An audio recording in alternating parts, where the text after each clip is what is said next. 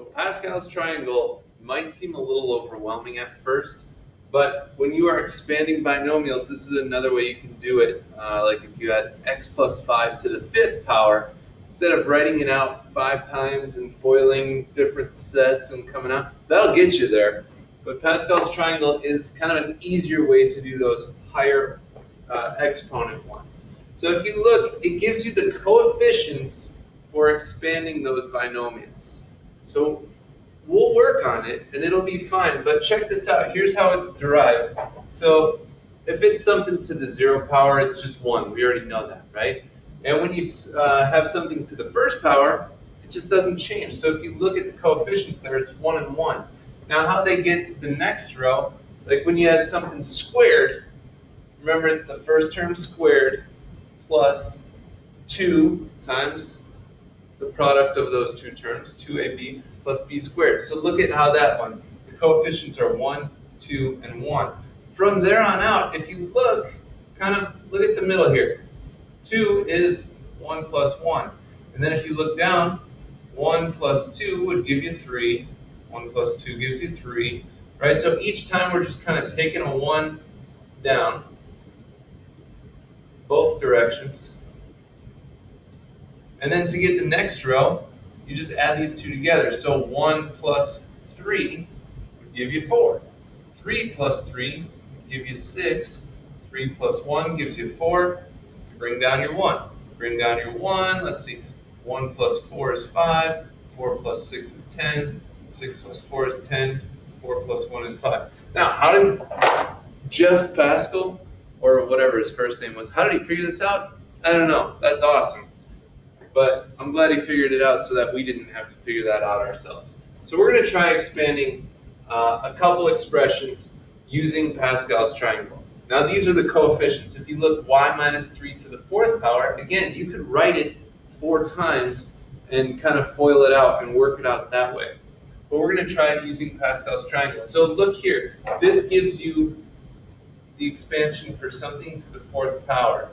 Here are your coefficients, which it's 1, 4, 6, 4, and 1. But here's how we got it. So we're going to take the first term, and whatever your exponent is, that will be the exponent of the first term there. So it'll be something y times y to the 4th. And we'll come back to the something in a minute. And by the way, it's going to be this 1 right here. But we'll come back to that.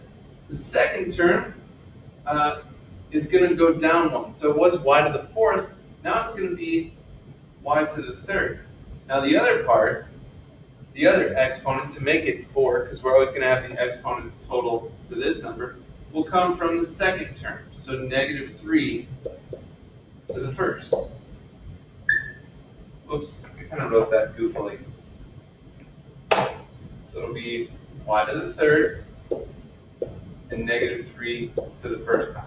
That gives us our exponent of 4. Then we're going to bump down that y to the 3rd, and we're going to make it y squared and negative 3 squared. Because again, the exponents, the degrees, always need to add up to this 4th power. And then we're going to bump down that y squared, and we're going to make it y to the 1st and negative 3 to the 3rd power. Cool? Still totals 4. Then we're going to take it down to y to the 0 power, which means it's not there, but we still need to have that negative 3 to the 4th power. Now this is where we're going to drop in these numbers from Pascal's triangle. So the first one would be 1. The second one would be the 4. The third one's going to be 6. Then we've got a 4. And then we've got a 1. And then we just need to simplify this. So 1 y to the 4th is just y to the 4th. 4 times y to the 3rd times negative 3 to the 1st. Negative 3 to the 1st is negative 3 times 4 is negative 12 y to the 3rd.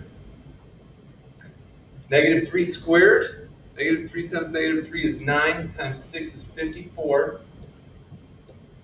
I'm running out of time here, so hopefully I finish here. Negative 3 to the 3rd is negative 27 times 4 is negative 108. Y to the 1st. And then